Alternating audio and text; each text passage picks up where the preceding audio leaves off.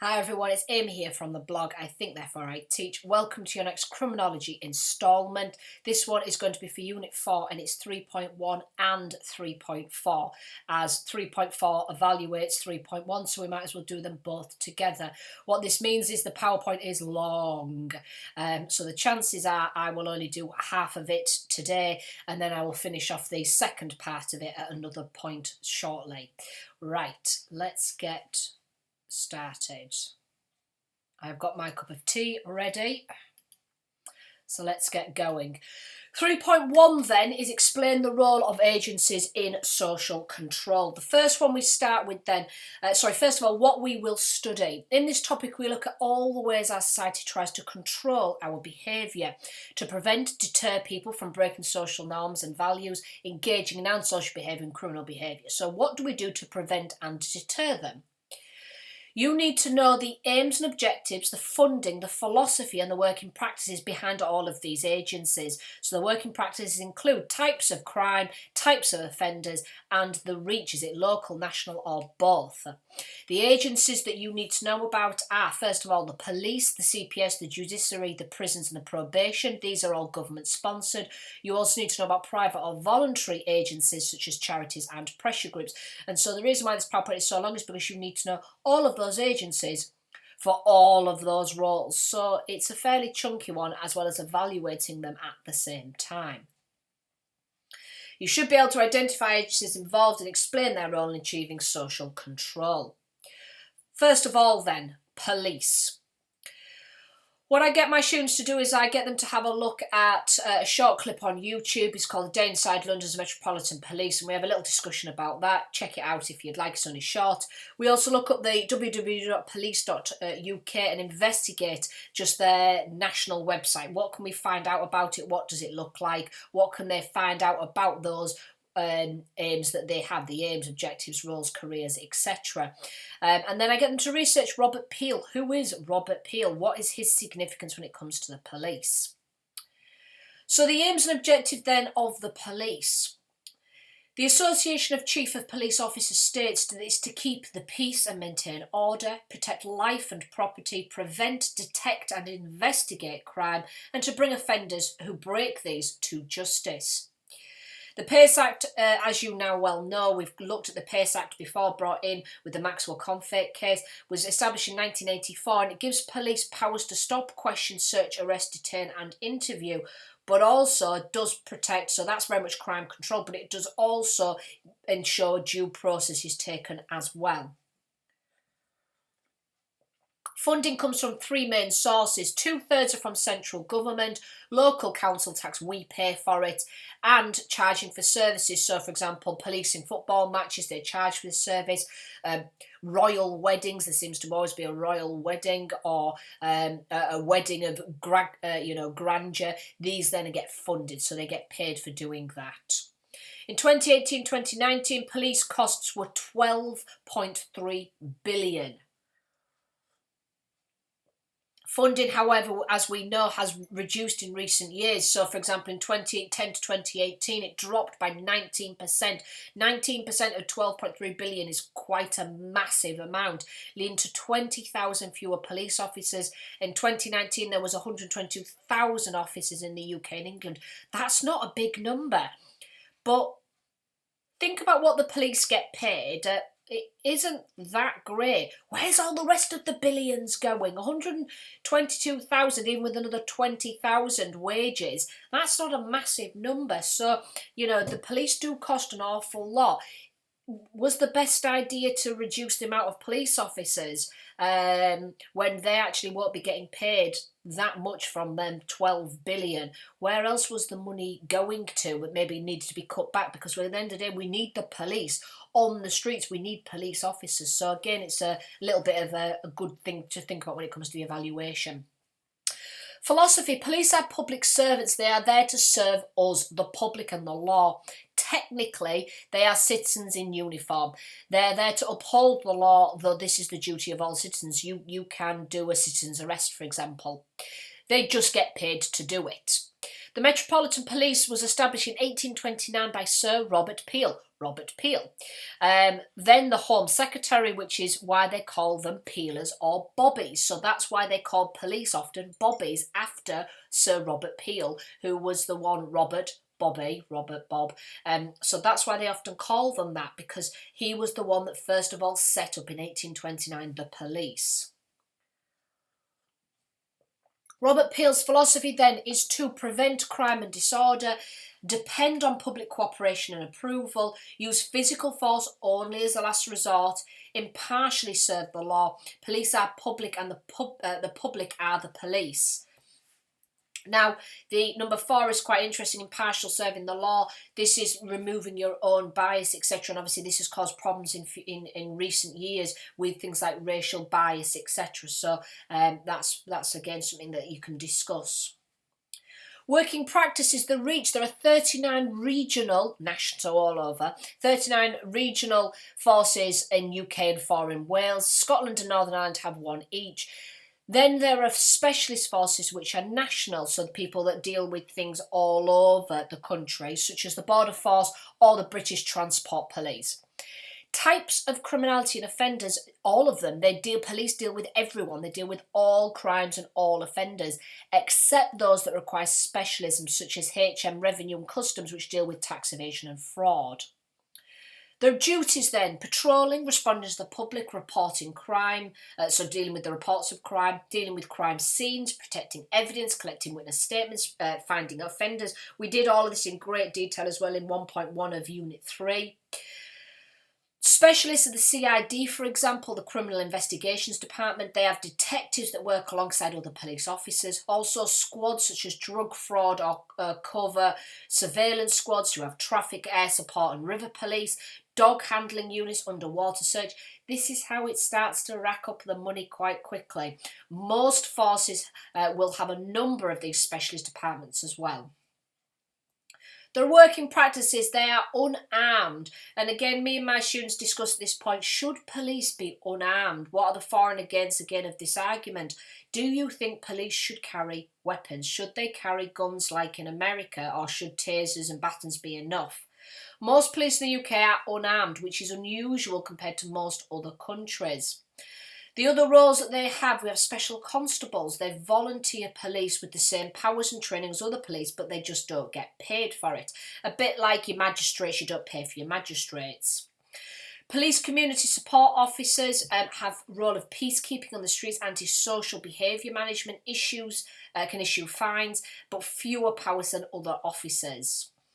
And finally, police and crime commissioners, they are elected by the public. They're representatives of a particular force and they're accountable to the public. The role is to reduce crime and ensure effective use of funds. They decide the aims and objectives of a force and review performance. So then I get my students at this stage, that's the first section, that is the police, the explain the police, not the evaluate the police. This is the explain the police, so describe the role played by the police in social control, so all the different elements that you can discuss, and you get about 10 minutes for an 8 marker. So you just rewrite everything I've just gone through. So hopping straight over then to 3.4, we now need to evaluate the effectiveness of the police. Are the police effective? Do not forget, when it comes to any question as analyse or evaluate, you have to use the right language. You have to use words strength and weakness. A strength is, a weakness is, and you have to then explain why it's a strength or weakness. So put the words because. So many times students put a strength is blah, blah, blah, and I'm thinking, I know it's a strength, but you've not explained why it's a strength. You've not justified why that's a good thing. So make sure you do your justification. Justify why the point made makes it good or bad. Use critical terms, effective, useful, helpful, problematic, etc. And give examples and or statistics to justify your point. So it's so important that you've done all of this revision, all of this work. Make sure your language is right in your exam. And so I get my students at this point to write a list of all the errors made by the police in the cases that we've studied, and I get them to be specific. So look at UK-based ones rather than things like the Amandox, Meredith Kirch, because the police mistakes made by them were police out of the UK. But look at things like Damilola Taylor, Stephen Lawrence, look at Julie Hogg's case. So many cases where mistakes and errors have been made. Why? Why have them mistakes been made? How is that a negative against the police? You could also, of course, look at the strengths. It's not always about errors. Write down 3 general strengths and 3 general weaknesses of the police. So why are they good? Why are they bad? Why do we need them? Etc. And overall, are the police effective? Do you think our police in the UK are effective? Yes, no, why? Justify your point. Successes then, the strengths of the role of the police. You need to make sure each point is made to a clear evaluative statement. So the points underneath here, I've just given you the points that you can use. I have not made these into evaluative statements. So as you're going through this presentation, you might want to, if you're making notes along with me, you might want to pause it on this slide, and before you start writing, wait till the end of this slide and then write them, but make each into an evaluative point. Explain why it's a strength. This is a strength because. Explain why it's effective because. Because is the key word. Justify your reasons. So they have a vital role maintaining the law and order much of the time, and they are highly effective. They are the principal agency for tackling crime, so the first port of call. Identify, investigate, prevent. They are successful in bringing many cases to court, issuing cautions and penalty notices. A lot of work on antisocial behaviour and general keeping the peace. A lot of their useful work goes unrecorded, policing by consent. So a lot of the things that they do that doesn't get recorded, but they're doing it behind the scenes. Also, many important specialisms and expertise. Lately, a lot of work on underreported crime and public concern, such as hate crime and domestic abuse. Police have tried to tackle these and improve how they handle such crimes. More of these crimes are now being reported. But then this is counted in other ones like 3.3, where we talk about the funding. When the funding's being cut, there's less police, and so therefore with penal populism, where they focus on certain areas, other things get left and left behind, and often domestic abuse, domestic violence and hate crimes are often the ones that do get silenced because they're harder to prove, and rape crimes, these are harder to prove. But they are aware of it. They are trying to change that. Report by HM Inspector of Police in 2017 found 2/3 of people working with victims of domestic violence think the police approach has improved in the last 3 years. So as I said, these are not strengths. The language is not right. You need to say a strength of the police is that they maintain law and order much of the time, and therefore they are highly effective. This is a strength because the principal age of tackling crime, etc. So you need to explain why this is effective, why it's a good thing. It's a bit like pulling teeth and teaching someone to suck eggs. It's obvious, but you have to still write it down to get the marks. These are only half of the answer. Problems, however. 2017 report also highlights some problems in response to domestic abuse. Falling response rates to domestic abuse and slow response times.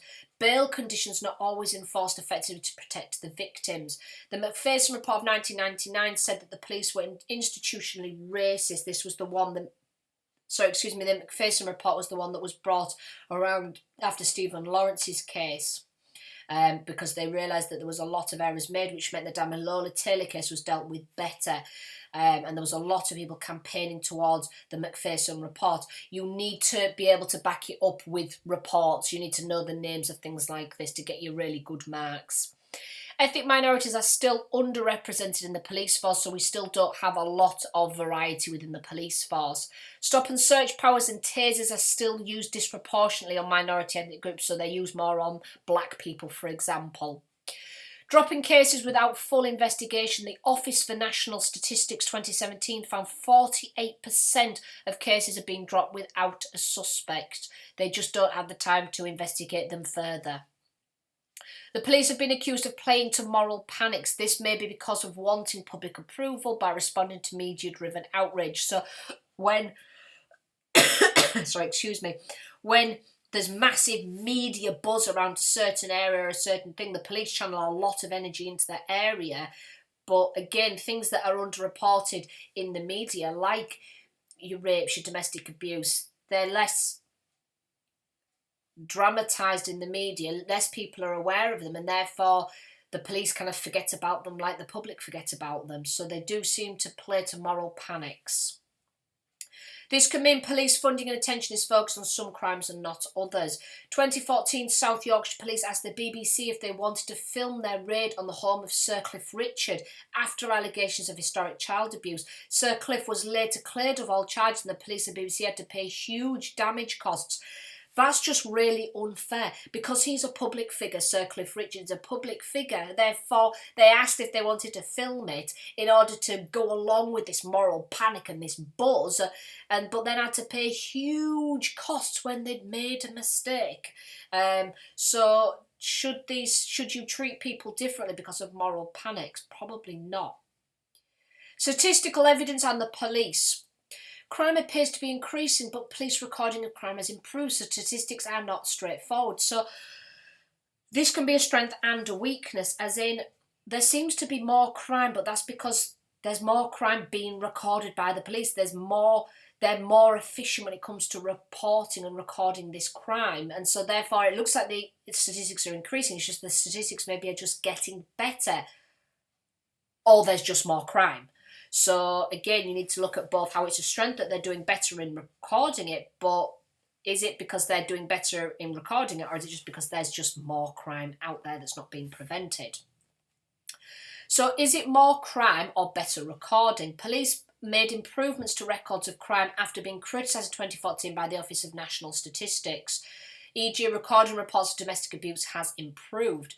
According to police statistics in 2017, gun and knife crime increased by 20% and homicides by 26%. Crime seems to be increasing. The statistics seem to show us that crime is increasing. If crime is increasing, why is it increasing? It shouldn't be increasing. It should be decreasing if the police are doing their job effectively. So the statistics that you could use, police recorded crimes March 2016, 4.5 million versus September 2018 is 5.7 million. So it's gone up, the crimes recorded. Knife crime has increased 2014, 24,000 versus 40,000. And the percent of crime leading to someone being charged 15% in 2015 versus only 8.2 in 2018. So more crime, less charges. More reason to commit crime then. Vicious cycle. However, the Crime Survey for England and Wales paints a different story. It suggests crime is falling or remaining level. So this seems at odds with the police statistics that we've just done there. Also, 26% of homicides also include 96 Hillsborough victims, where the verdict was changed from accidental to manslaughter. So the statistics went up when Hillsborough was finally recognised, whereas the statistic would have only been 9%. So that kind of given unfair. But are they just trying to justify the bad statistics there? Are they just trying to give excuses for it? Oh, it was Hillsborough that was finally sorted. The statistics still speak for themselves, and so you've again got to discuss and evaluate, are the statistics genuine, are they valid, do they show the effectiveness of the police or not? That's your job. Right. On to the CPS then. I'll just do the CPS in this video and the evaluation, and then I'll leave the others for the next video. The role of the CPS then, we know the role of the CPS. They're the Crown Prosecution Service, established in 1986. Again, can you remember why? We did this previously. The Prosecution of Offences Act in 1985 brought it in. The situation before was that the police led prosecutions, but there was problems of efficiency, bias and objectivity. Basically, the police had to do the whole lot. And it got to the point where they were just drawn too thin. Their expertise was too drawn across lots of expectations. And what they were doing is basically was sending everybody to court, yet the evidence wasn't good enough. The suspects, there was lack of efficiency and bias in who they were sending to court. And so many people were going to court, not having enough evidence, therefore getting freed, but that costs so much money. So what they do is they set up the Crown Prosecution Service so that cases all go to the Crown Prosecution Service, and so that they then decide, should it go to court, magistrates, Crown Court, is there enough evidence, or will it just not not get a successful conviction. If it doesn't get a successful conviction, they're not going to put the money into prosecuting. So they help the police an awful lot in knowing what they need to gather. Most crimes are prosecuted by the CPS now, other than your very minor ones that the police deal with. The role of the CPS. They assess evidence brought by the police, they advise the police on legal matters and lines of inquiry, they decide if a prosecution should be brought, they prepare and lead the prosecution cases in court and support victims and witnesses. So they have lots of roles, and all of those were previously done by the police. Their aims are to be objective, independent and fair. They don't know the individuals, they just know the cases, and therefore they can put more of an objective stance on it. Honest and open, respectful to all, based on equality and inclusion. So this is very much a due process model to support due process. Professional and aim for excellence. The funding, money again from central government, about £500 million per year. Costs paid by the defendants. Goods and assets recovered from criminals. The CPS, so all the drug money. No, I'm joking. But yeah, goods and assets recovered from the criminals. The CPS budget has been cut, however. So Alison Saunders, head of the CPS in 2018, said that the budget was cut by 25%, which means they have far less staff. So again, this is when mistakes are made. Many staff had to be laid off. 14 local branches in the England and Wales. 15th branch in the CPS Direct offers 24/7 advice for the police. Led by the Director of Public Prosecutions, the DPP. This is Max Hill since 2018. The CPS deals with all types of crime and offenders, including very serious crimes. It may not deal with some minor ones which the police can deal with a fine or a caution, etc. But pretty much, again, all crimes offenders are dealt with by the CPS. So working practice, the full test code. Can you remember the full test code? The evidential test and the public interest test. So I just got my students to write these down and highlight which one was which. Highlight evidential and highlight public interest. A part of the full test code that they have to follow. The full test code is done by the CPS to work out, is it worth taking it to court or not? Now, all you basically have to do is read them. That's all you have to do to work out whether it's evidence or public interest. And so one or two of my students said, I can't do it. And then I said, well, read number 2 out loud. Is the evidence admissible in court? And I said, which one do you think it is? Is it to do with the evidential test, do with evidence or public interest? So the answer is fairly obvious, that anything on here that mentions evidence, so number 2, number 5, number 7, for example, they are all to do with evidential, evidence test. The others are to do with public interest. So there's your answers. The threshold test, also covered in Unit 3. The suspect can be charged even if the full test code, that should be FTC, not FCT, hasn't been met.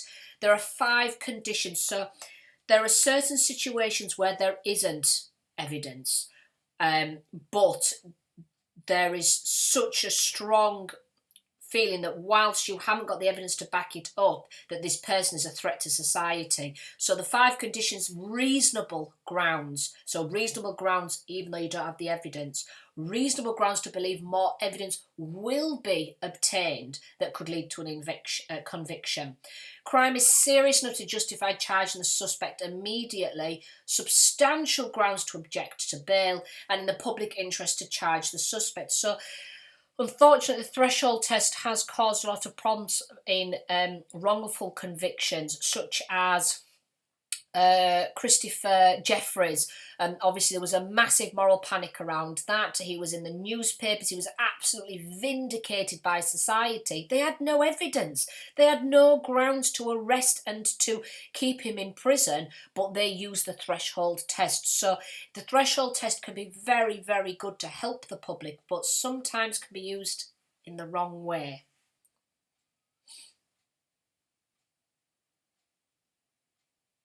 So it is technically a breach of civil liberties because they have no reason to charge you, but they believe strongly enough that there will be evidence found, and so it needs to be kept under review at all times.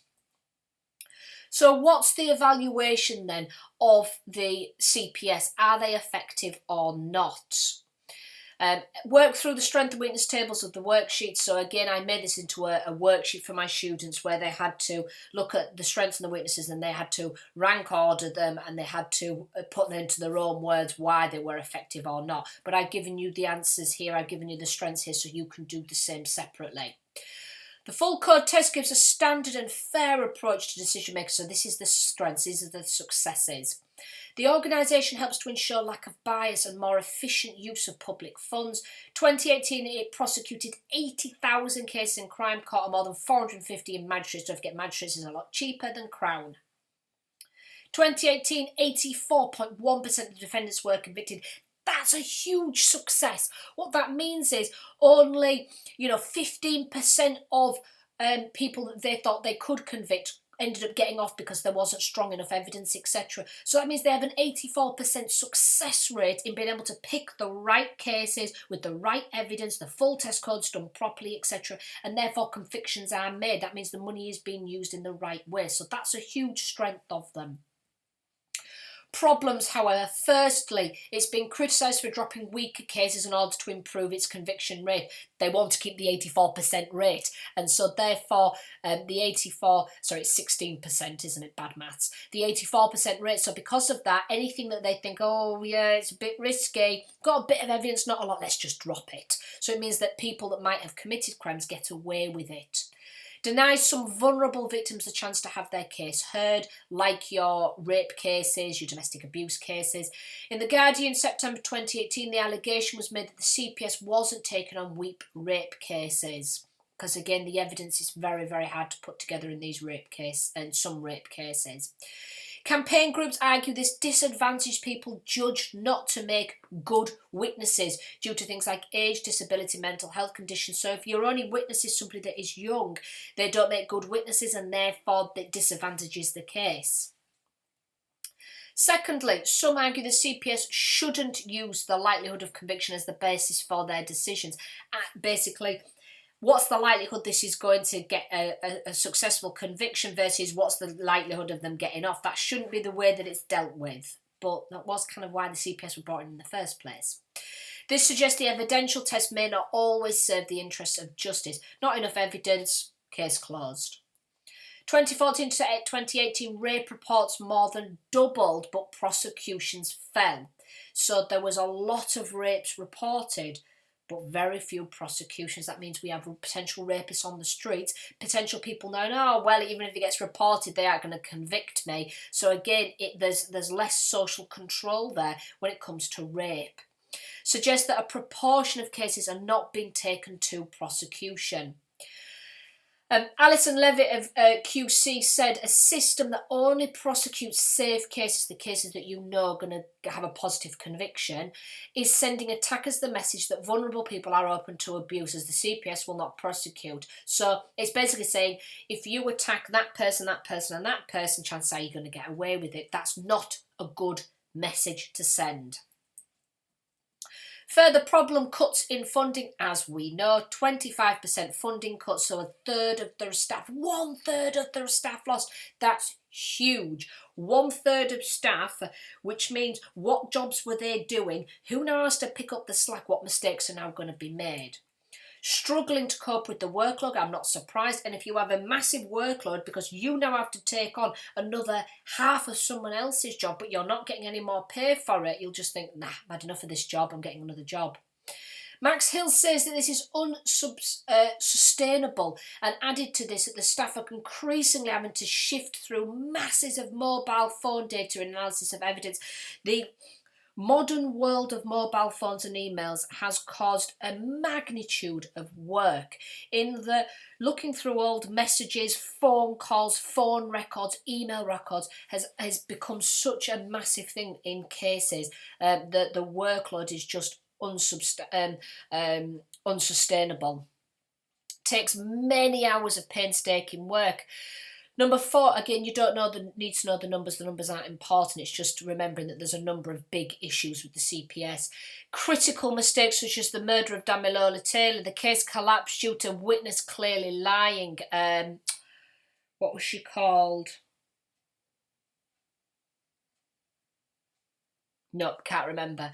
But there was things about bribing, etc. And she was young, and she wanted to. They said, "Oh, if you do this, we'll give you somebody to go on holiday or something." The police said that, and the CPS said that. The CPS should have spotted this earlier, that the police had been saying things to this witness. She might have been a genuine witness that the police just messed it up by offering bribes, but we don't know. But then that case collapsed at that point. It was later successful, but think mistakes like that, the CPS should have spotted that and found the other evidence that was there, rather than putting that witness on the stand for it just to be ripped down. CPS should have spotted this. Failure to do it was just a basic check. Being too close to the police whispering in their ears. So again, that bias comes in. Just too slow, bureaucratic and poor at communicating. This prolongs the stress for victims and defenders. So too much paperwork, basically. Right, so those are the first two sections done for 3.1 and 3.4. Hopefully you found it useful. Give me a thumbs up if you have. And don't forget to subscribe so you don't miss out the next part 2 installment, which I will do shortly. If you have any comments or questions, please post them below and I'll try and respond. Otherwise, good luck with your ongoing revision. I hope it's going really, really well. I will keep doing videos. I'm planning some at the moment to help with the 2022 exam announcements as well, and they'll be posted as soon as they're completed. Otherwise, thanks very much for watching, everyone. Bye for now.